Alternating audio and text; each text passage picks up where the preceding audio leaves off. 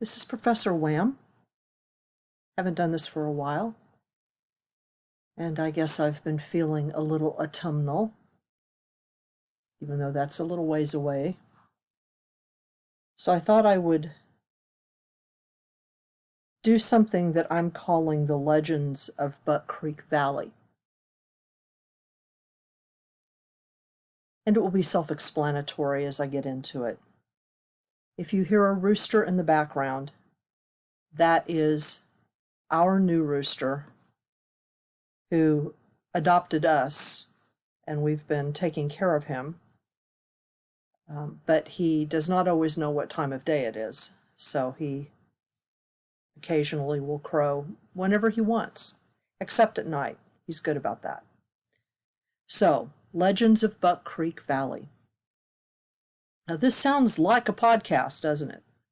A spin on ancient mysteries, wrapped up in tales of southern silence. But these stories aren't ancient, and the location in question is a real place in eastern Kansas. Buck Creek was once a tiny town, a station post for the Union Pacific Railroad as it crossed into Douglas County. Prior to actual settlement, and what we mean by that is actual towns being settled, a stone schoolhouse was built in 1878. It briefly had a post office, but the nearby towns of Perry and Williamstown always had more population, so eventually that settlement was abandoned. Buck Creek was so named for the perennial stream that ran at that time and still runs near the settlement and waters a small hidden valley, which remains largely unchanged to this day. The old railway station and the school are still standing. From late 1992 to the beginning of 1994, for about 18 months, my partner and I rented a small bungalow-style house on 2 acres of land in this hidden valley. I was finishing up coursework for a master's in religion, and both of us hoped that getting a place in the country would help us find a way to experiment with things like gardening and getting in tune with nature, things that we'd both talked about. Little did we know that Buck Creek Valley would tear us apart, both as individuals and as a couple. The weird started with voices about 2 months after we'd moved in. Disembodied voices that could be heard wandering around the outside of the house, generally in broad daylight. To my ears, it sounded like 2 or 3 men talking just below the threshold of understanding, their voices rising and falling in regular conversation.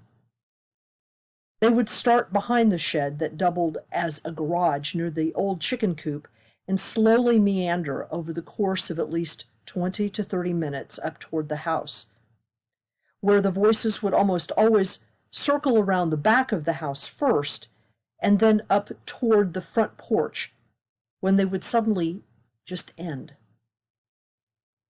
There were some variations in this pattern, but this is usually what I heard. The first time I thought the landlord had come over to talk to a painter that he had told us might be coming by to redo the porch and the shutters. The new aluminum siding didn't need painting. I heard the voices and expected to see 2 men rounding the porch at any time. When that didn't happen, and I could still hear the voices, I stepped out onto the front porch to greet them, but no one was there. I walked all the way round the house, and no one was there. There were no extra cars in the driveway or on the road, no people around anywhere. I was alone. Now, this happened several times until finally I asked my partner if she had ever heard anything outside the house when I was gone. I often taught during the day before she went into work. She looked at me and affirmed that she had heard men's voices several times moving through the yard, and when she looked to see, no one was there. We compared notes and found that both of us had heard essentially the same thing. We thought that perhaps we were hearing echoes of people talking from other parts of the valley, but honestly, I'm not sure that would explain why the voices would seem to move around the yard and the house very distinctly, as if a normal conversation between two or three people walking along beside each other was going on. And it also doesn't explain why the voices seemed to stop during the same time period that she and I had our conversation about them. It was like once we noticed, they faded into other phenomena. Now, we had heard a few strange stories about the house and the larger location from our landlord. According to him, the present house we were renting was the third house built by one of the original settler families in that part of the valley. The other two had been built further in, toward the interior woods, away from the watercourse that gave the valley its name. However, both of those houses had burned down under rather mysterious circumstances, the second one before it was even completed. All that was left of either were the foundation stones which had been used in both attempts, but which now lay abandoned in what remained of the initial homestead. At one point, both of us hiked into the woods our landlord indicated and found those foundation stones. It had also become a rumor, according to our landlord, that there was a power, perhaps an entity in the valley, that didn't want humans settling in certain places. That rumor was used to explain why so few families lived in the Buck Creek area, which is part of the Delaware River watershed as it feeds into the Kansas River, locally known as the Kaw. So that first spring, not long after moving in, we hosted a May Day celebration on the property, inviting friends in from Kansas City, Missouri. We put up a maypole. Everyone brought food, and it was a pretty good time.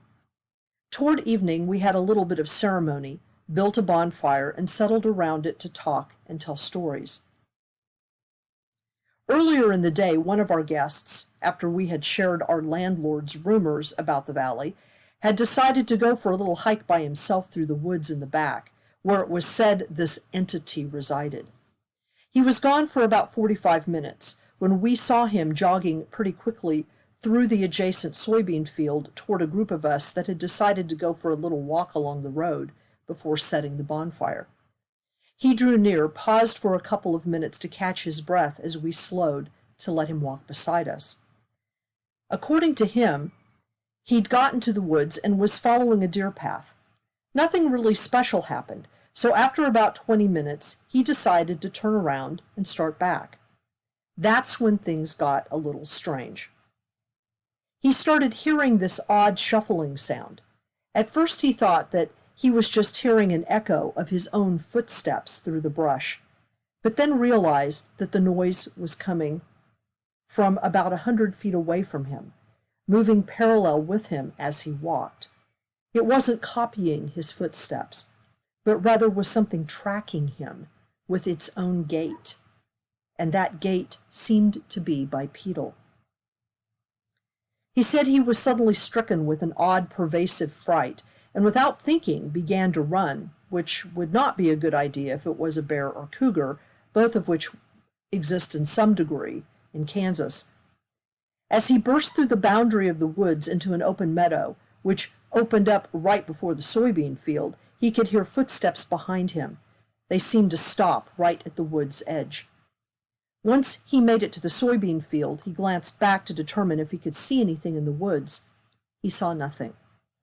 And then seeing us walking along the road ahead of him, he ran to us. Now obviously this could have been a human messing with him, but who or why? Later that night, we all heard voices. It was about 11 p.m., and the bonfire had burned down significantly. Conversation easily flowed among the 8 or so guests that remained. A little bit of beer and mead had been imbibed by some in the party, but no one was drunk. Most of them were planning on driving all the way back to Kansas City that night, which is a 60 to 90-minute hike, depending on their locations. Now, memory doesn't record who first noticed, but gradually the group as a whole began to be aware that there was another set of voices rising and falling within our hearing. Those voices seemed to be coming from just beyond the fence that divided our property from a small copse of trees that sheltered a wetland area between two other fields. Just as with the voices my partner and I had heard moving around the house, these also were just below the threshold of understanding, although the cadence suggested a non-English language. There were also more voices. Eventually, we were able to detect almost 20 distinctly, women, men, children, as well as muffled laughter and other vocalizations. We listened and quietly confirmed and discussed what we were all hearing between us. Was there another group of people just across the way from us, even though we couldn't see any fires or any lights? Were these voices coming to us, echoing from another part of the valley? We decided that several of us would spread out and approach the fence line that bordered the copse of trees. As we approached the fence line, and I was one of them, the voices suddenly stopped in unison and shortly resumed further from us into the trees, like a light blinking off and on, as if nothing had happened, except it was voices. Astonished, we stopped and tried to reposition ourselves. We tried this several times, but each time the voices ceased in unison and moved away. I noticed that none of us were eager to climb the fence and actually wander into the trees. So we returned to the circle and sat quietly, listening to the voices return. We could hear what sounded like singing and laughter and easy familiar chatter, but could understand none of it. And there seemed to be some kind of distance between them and us, even though we could hear what was going on. At another point, all of us realized that every other sound in nature, insects, night birds, frogs, etc., had gone completely silent. It was as if we heard this other group living and being while we sat together with them in a soundproofed bubble. And then suddenly, as if we all came out of a trance together, the night noises started up again, almost as if in a fury. And they seemed very loud. And the night voices were gone. It was extremely eerie, particularly since we had all experienced this together. After that, a few more guests decided to leave, and 4 of us remained in total. It was about 1 a.m., and the bonfire had burned down low. Our friends were trying to decide whether to drive back or just crash at our place overnight. Now, my partner had just picked up some dishes to take back to the kitchen when one of our guests poked me. "Hey, do you see that?" I followed her pointed finger and saw across the valley behind us, on top of the ridge, which ran above the steep west side of the creek, a distinct bluish-white light bobbing gently at treetop level. At first I thought it was a flashlight, as it seemed initially to be moving through the branches of the trees, but abruptly it rose above them and hovered. It wasn't a reflection. My friend and I watched silently as the light moved up and dipped down into the trees several times until it seemed to pause and suddenly just shot off into the sky, disappearing rapidly. We continued to sit there quietly, and she finally asked, "Have you ever seen anything like that here before?" And I shook my head and just said, "Nope, nothing like that." Now, our friends decided the events of the evening had creeped them out enough that they were going to head home. Somehow my partner and I got to sleep that night. We generally felt safe in the house, at least right up until the time that we decided to move. Now, I would be remiss if I claimed that all of the difficult things that happened in Buck Creek Valley were of a paranormal nature. In fact, most of them were not. At the same time, in retrospect, it seems like an inordinate number of unfortunate occurrences took place during the mere 18 months that we lived there. For example, I was almost killed by electrocution due to the ancient wiring in the house. The outlet for the fridge and electric stove had never been properly grounded, and this produced a short in two of the burners, which manifested, unfortunately through me, one day as I tried to cook some pasta. All I did was put my fork in the boiling water to test said pasta, and the current entered my body, picked me up, and flung me 10 feet horizontally and 5 feet vertically into the upper cabinets across the kitchen. We were able to determine that because the handles of those cabinets left distinctive bruises in my back. What I first remember is the sensation of the electricity entering me and being completely aware of what was happening. It felt like my scalp was being peeled away from my skull. The next memory was coming out of an apparent seizure. I was instantly aware of what had happened and began screaming uncontrollably because it was so frightening. I didn't go to the hospital as there was no 911 service where we were, and once I calmed down and called, the ER said that if I was conscious, there really wasn't much they could do. Later tests indicated my heart was okay, but I lost all the work I'd been doing reading for my master's exams and ended up 6 months behind in my program. My memory has not ever been quite the same. I suffered from microseizures for some years afterwards and developed a little stutter, which has remained with me, especially when I'm under stress. In the spring of 1993, my partner and I were caught in 2 separate tornadoes within a 24-hour period. I was at the house following a morning class watching a storm bearing down on radar until the electricity went out, at which point I was reduced to a transistor radio. Remember those? There were no sirens out here. The hail was terrible, baseball size. Good thing I'd thought to put my car in the shed. And when it suddenly cut out, and I knew what that meant, I grabbed my cats and we jumped into an interior closet.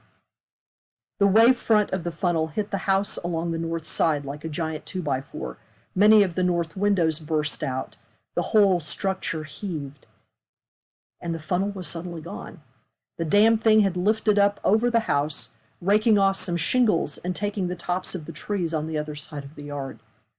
Then came the rains, and within 10 minutes the house was surrounded on all sides by a flash flood. I was completely trapped, isolated. I went out to the front porch and sat, wondering if the house and I were going to be completely swept away, especially after being roundly shaken by a tornado. But the house held firm, still attached to its foundation, even though the basement flooded and the hot water heater had to be replaced. Now, my partner, who had been working through all of this, she worked a second shift, was later that evening forced to drive through a tornadic storm that blew up around her during her commute home at 12 a.m.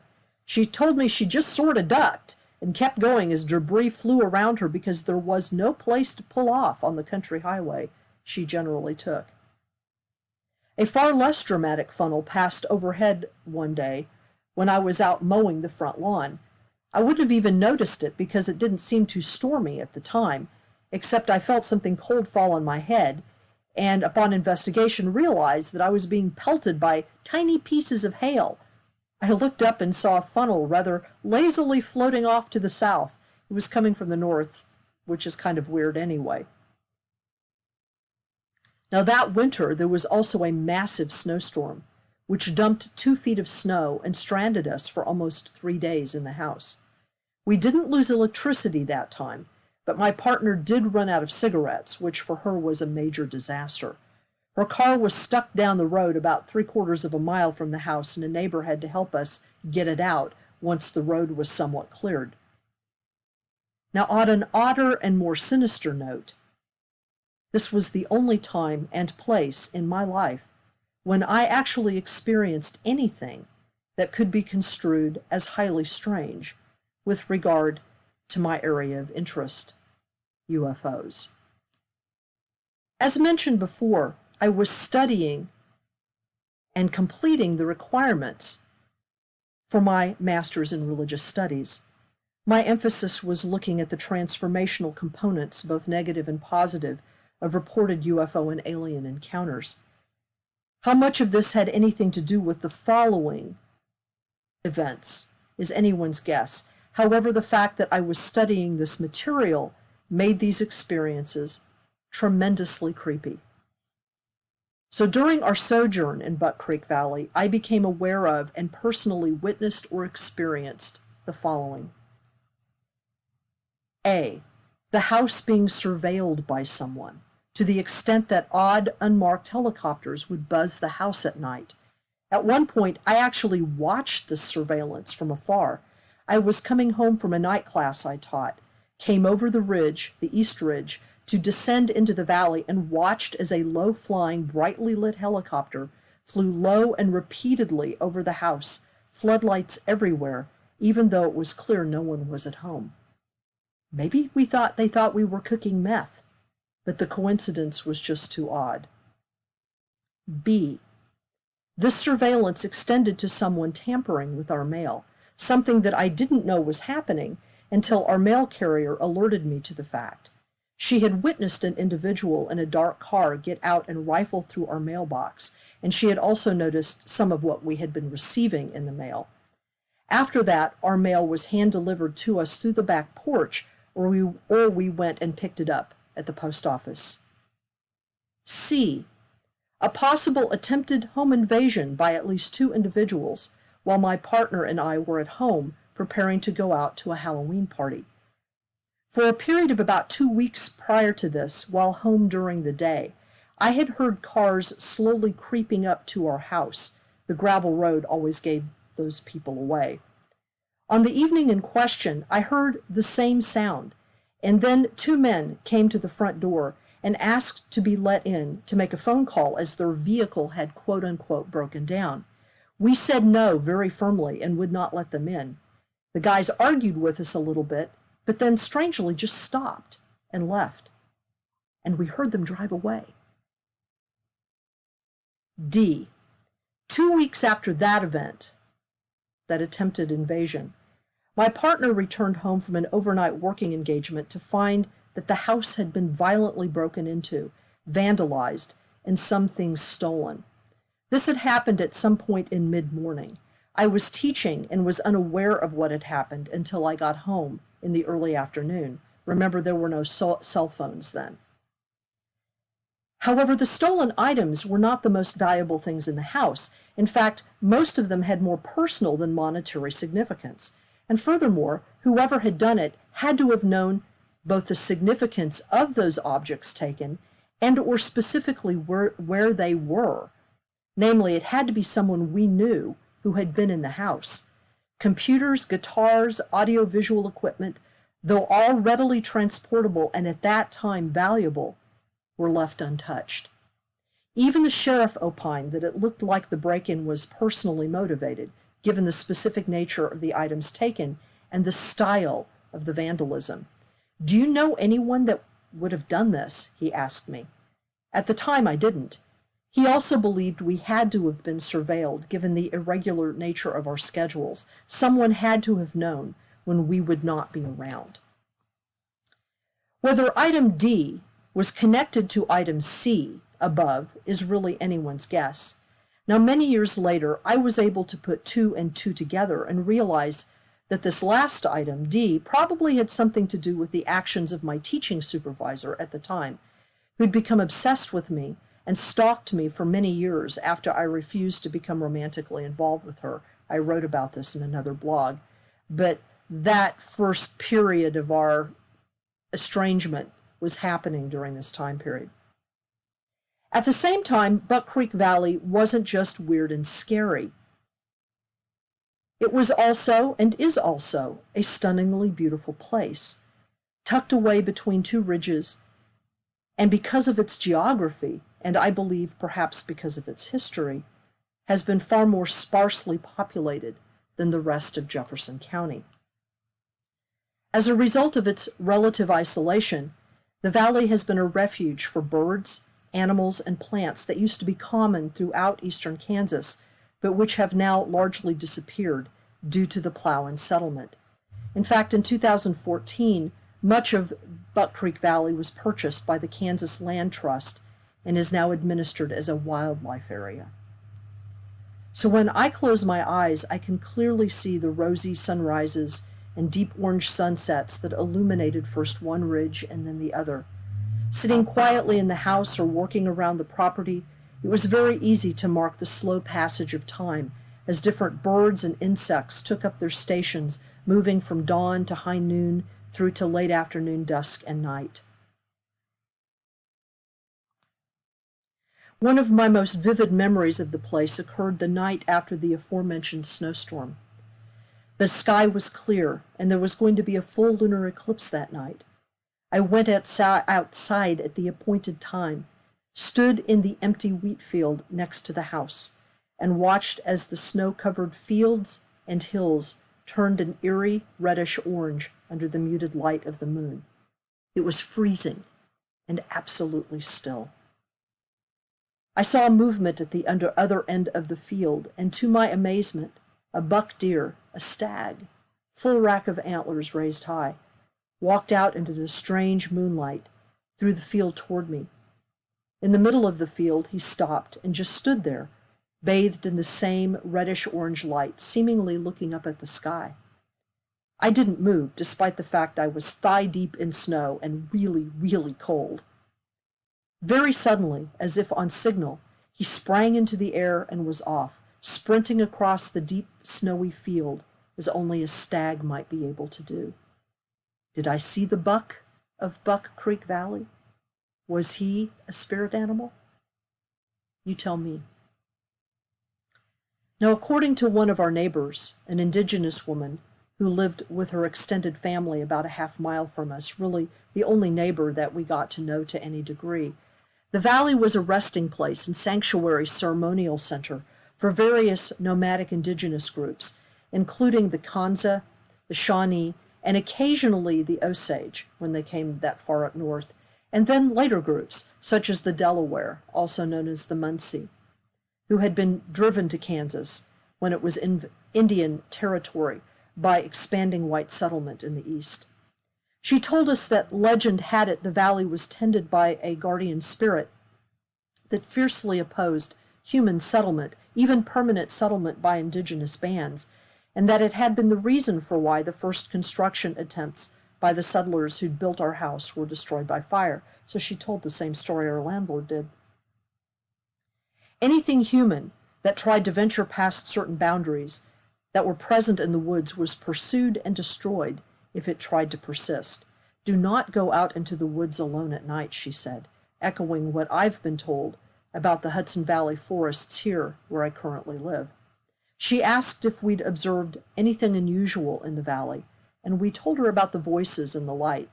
She nodded and smiled. Now, I also remember the many encounters with animals in the valley, the skunks, the snakes, the barn owls, the great horned owl that would often keep us from using the back door, the innumerable varieties of wasps, spiders, and butterflies, the deafening cicadas, they get their own sentence, the whippoorwill that kept us up on summer nights, the turkeys, the blue herons, the raccoons, the golden eagles, the alligator snapper, the vultures, the red-tailed hawks, the coyotes, the cougar my mother saw, the abandoned stray dogs we saved, the hummingbirds and finches, so many free beings in this tiny hamlet of a wild place. The first Christmas, my partner and I decided to have a Yule kind of holiday at the house. We found a lone red cedar that was tangled in a fence and was going to die a slow death anyway, and so we liberated it for our tree. It cleaned up nicely, and we were able to create the fiction of a happy life. But we were not happy, it turned out. That was the year my own spirituality began to take a turn. But that's another story. We tried to keep a garden, and some of it worked, and some of it didn't. We had to guard it against raccoons. Drove us crazy. The second year, the rains, the 500-year floods, washed it all away. We lost electricity on a regular basis, and when that happened, we didn't have water. So we took to spending money on bottled water that was shipped in every week or so. There was no cable, just network TV and really poor reception at that, and weather from WIBW. Some of you will be familiar with that. There was no regular phone service, so we had to invest in an early kind of mobile phone that was very unreliable and was stolen during the break-in. It was a beautiful, unpredictable, isolated place that produced wonder and fear in equal measure. The most terrifying and yet amazing experience to me occurred on a late August evening, the second and last summer of our sojourn in the valley. My partner had gone to work, and I decided to mow the grass as the day had been a bit cooler than is usually the case during August in Kansas. I'd gotten about half of the back acre lot finished and was moving around to the front of the house when I suddenly, like a brick hitting me, felt like something or someone was watching me. It was a heavy feeling, and the pleasant early evening took on a sinister edge. Then I clearly heard a voice. I still don't know if it was just in my head or I heard it normally, but it said, "Put your machine away and go inside." I stopped for a moment and shook my head as if to clear something away. I started to mow again, and this time the voice was more clear, commanding, urgent. "Put your machine away and go inside." I felt this pressure up against me, and there was no arguing with it. So I stopped, put the mower away, and went inside. Right before stepping into the house, I got a further directive from the voice to close the windows and pull all the shades down. I remember going around the house and simply following this directive. Problem was, it was summer in Kansas, and even though it was a cool evening, relatively speaking, it was still warm and muggy, especially in the house. I decided to leave one of the living room windows cracked a little to let in some air, and only pulled down the blind enough to accommodate that. The cats were very confused that I'd deprived them of their windowsills. Once done, I sat down in the living room and waited for what I didn't know, but I knew I was supposed to wait. I didn't turn on any lights in the house, although I hadn't received any instruction about that. It was like I didn't want to be seen.